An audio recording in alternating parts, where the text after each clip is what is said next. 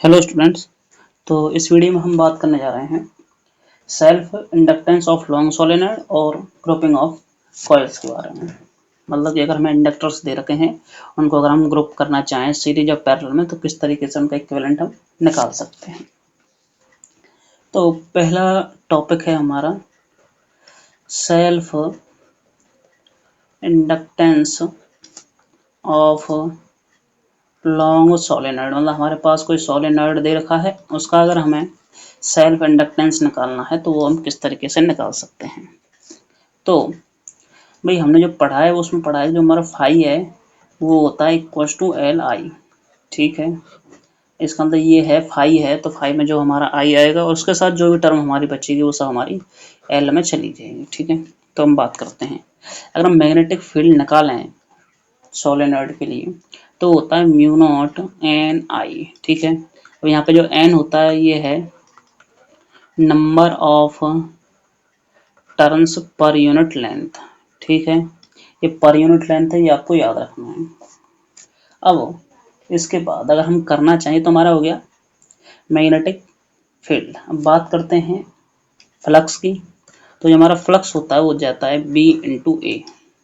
ठीक है, और हम सिंपली कर लेते हैं जो हमारा एन है इसको मैं लिख देता हूँ एन अपॉन कैपिटल एल। ठीक है, एन हमारा टोटल नंबर ऑफ टर्न्स है और एल हमारी लेंथ है। तो ये हो गया हमारा बी ए। अब अगर मैं करना चाहूँ जो हमारा ये फ्लक्स है तो हमारा सिर्फ केवल एक टर्न का आएगा। हमारे जो नंबर टर्न्स हैं वो हमारी एन है, तो जो हमारा टोटल फ्लक्स होगा उसमें एन से मल्टीप्लाई और कर दें इसमें तो हमें टोटल फ्लक्स मिल जाएगा। इसका मतलब ये हुआ कि जो फ्लक्स की वैल्यू है वो हमारी mu naught N I A into capital N हो जाएगी, और स्मॉल एन की जगह में ये कैपिटल एन अपॉन एल लिख सकता हूँ।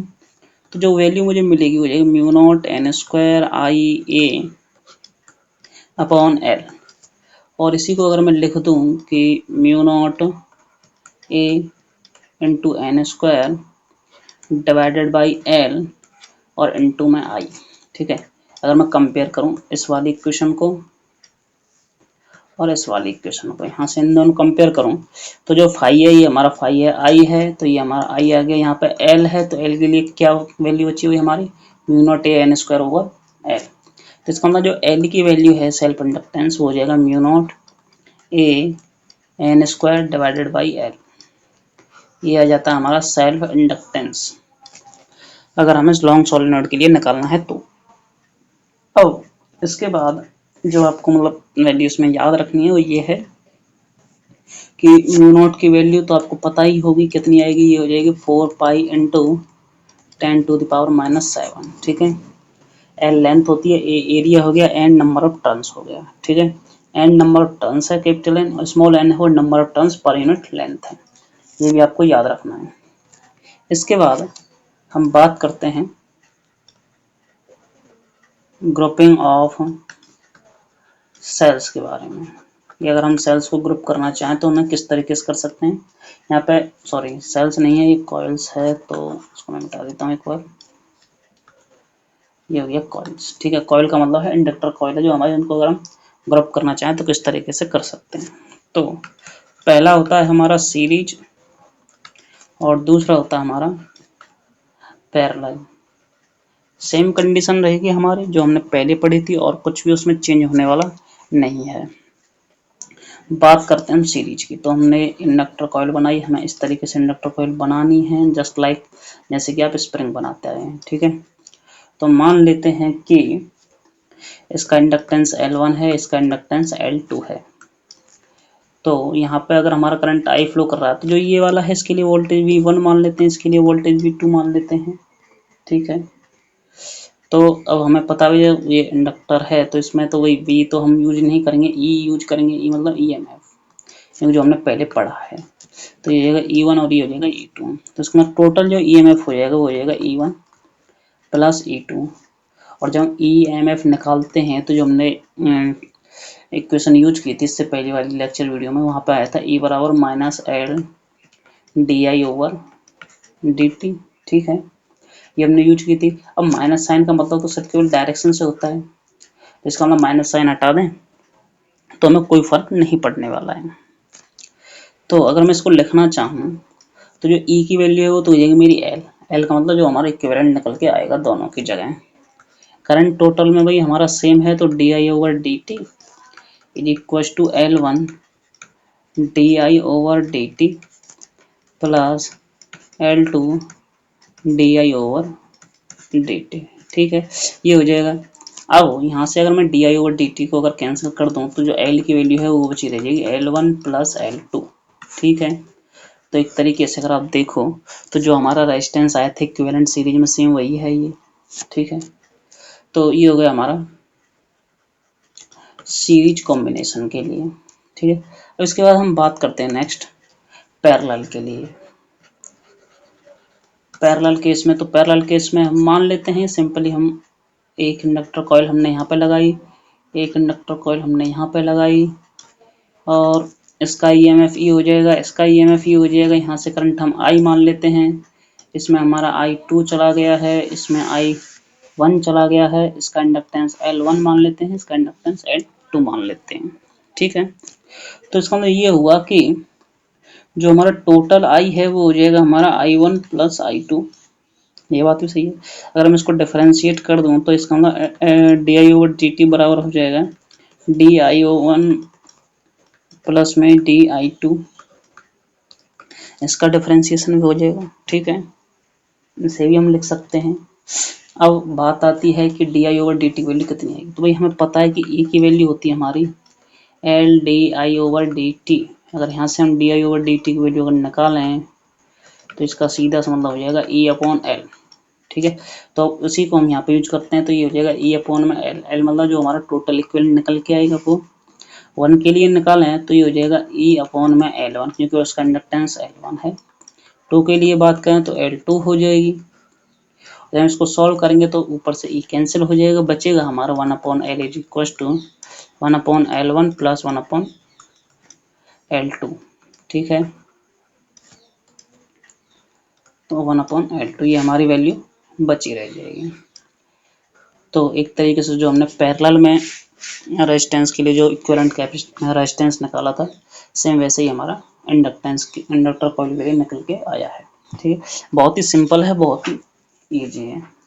ऐसे ही अगर आपके पास मान लो बहुत सारे इंडक्टर हैं, ठीक है, सीरीज में ऐड कर दो तो सभी को सिंपली ऐड कर देना है डायरेक्टली। अगर पैरेलल में है तो 1 अपॉन करके सबको एक साथ ऐड कर देना, तो आपको टोटल जो भी इक्विवेलेंट उनका निकल के आएगा वो तो आपको मिल जाएगा। ठीक है, तो इसका एक देख लेते हैं कोई न्यूमेरिकल प्रॉब्लम है या नहीं है। तो न्यूमेरिकल प्रॉब्लम के लिए मैं ये बात मान लेता हूँ कि हमारे पास 2 इंडक्टर कॉइल हैं। ठीक है, एक न्यूमेरिकल कर लेते हैं छोटा सा। और इंडक्टर कॉइल इस तरीके से हैं कि ये हो गई, एक ये हो गई, एक ये हो गई, और इन दोनों के साथ मैं एक कॉइल यहाँ पे लगा देता हूँ। इसको मैं मान लेता हूँ ये 1 हेनरी है, ये हो गई 2 हेनरी और ये हो गया 2 हेनरी, और इसको मैं मान लेता हूँ 4 हेनरी। ठीक है, और हेनरी इसकी यूनिट होती है तो आपको पता ही होगा, मैं पहले ही बता चुका हूँ। अब बात आता है कि जो हमारा जो सर्किट है कॉम्बिनेशन दिया गया है, इसका इक्विवेलेंट इंडक्टेंस हमें ज्ञात करना है, मतलब इंडक्टेंस हमें निकालना है। तो निकालने के लिए करना क्या है, पहली बात तो आपको पता हो, जैसे हम रेजिस्टेंस के लिए करते हैं वही, जो ये वाला 2 हेनरी का है और ये वाला 2 हेनरी का, ये दोनों आपस में सीरीज, तो इसके बाद जो सर्किट हमारी बनेगी वो हो जाएगी कुछ इस तरीके से। ठीक है, ये हमारा 1 का दे रखा है और 2 और 2 ऐड हो जाएंगे तो ये हमारे 4 हो जाएगा। ठीक है, ये 4 हेनरी का है, ये 4 हेनरी का है। ठीक है, वहाँ से आई ये वाली सर्किट। अब यहाँ से अगर हम नीचे और चलें, नीचे मतलब जाने का है कि इस सर्किट को और सिंप्लीफाई करें, तो हम देखें तो जो ये दोनों हैं हमारे 444 के, ये हमारे पैरेलल में है। पैरेलल में है तो इनका इंडक्टेंस कितना आ जाएगा भाई, टोटल आ जाएगा हमारा 1 upon L is equal to 1 upon 4 plus 1 upon 4, इसका मतलब 2 अपॉन 4, और इसका सीधा सा मतलब हुआ 1 अपॉन 2। और निकालने वैल्यू किसकी हमें एल की, तो एल की जो यहाँ पे वैल्यू आ जाएगी वो हो जाएगी 2। तो इसका मतलब ये हुआ कि जो इसमें इक्विवेलेंट आएगा, जो हमारा सर्किट जो दोबारा से बनेगी वो बन जाएगी इस तरीके से। ये हो गया 1 हेनरी और ये हो गया 2 हेनरी। ठीक है, अब हमें पता है कि भाई ये दोनों आपस में सीरीज में हैं, ये दोनों, ठीक है। जब सीरीज में हैं तो जो इसका इक्विवेलेंट निकल के आएगा, इक्विवेलेंट एल, ठीक है। तो इक्विवेलेंट जो हमारा इंडक्टेंस निकल के आएगा वो हो जाएगा फिर 1+2 और 1+2 हमारा 3 होता है, तो 3 हेनरी इसका आंसर आ जाएगा।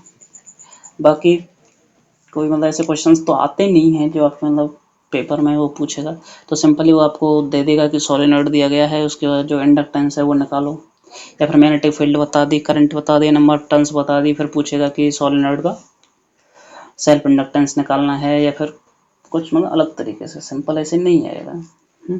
आता है तो मोस्ट प्रोबेबली, जहाँ तक आज तक तो मैंने कोई क्वेश्चन देखा नहीं है, बाकी अगर आपको मिलता है अच्छी बात है, ठीक है। तो इस वीडियो में इतना ही, बाकी जो नेक्स्ट वीडियो होगी उसमें पढ़ेंगे म्यूचुअल इंडक्टेंस के बारे में। तो म्यूचुअल इंडक्टेंस में जो हमने सेल्फ इंडक्टेंस पढ़ा था उसमें तो था कि जो हमारी कॉइल है खुद की, उसका फ्लक्स चेंज हो रहा है तो उसका अपोज करना है। उस केस में हमारा जो कोएफिशिएंट आया था वो हमारा सेल्फ इंडक्टेंस आ गया था, और सीधे शब्दों में कहें तो इंडक्टेंस हम यूज कर रहे थे। और म्यूचुअल का मतलब ये है कि दूसरी कॉइल में के करंट की वजह से पहले का फ्लक्स चेंज हो रहा है, तो उसकी वजह से जो हमारा कोएफिशिएंट आएगा प्रोपोर्शनलिटी, वो हो जाएगा हमारा कोएफिशिएंट ऑफ म्यूचुअल इंडक्टेंस, ठीक है। सेम ऐसे ही रहेगा। तो मिलते हैं नेक्स्ट वीडियो में। कोई क्वेश्चन और डाउट हो तो कमेंट बॉक्स में जरूर लिखें।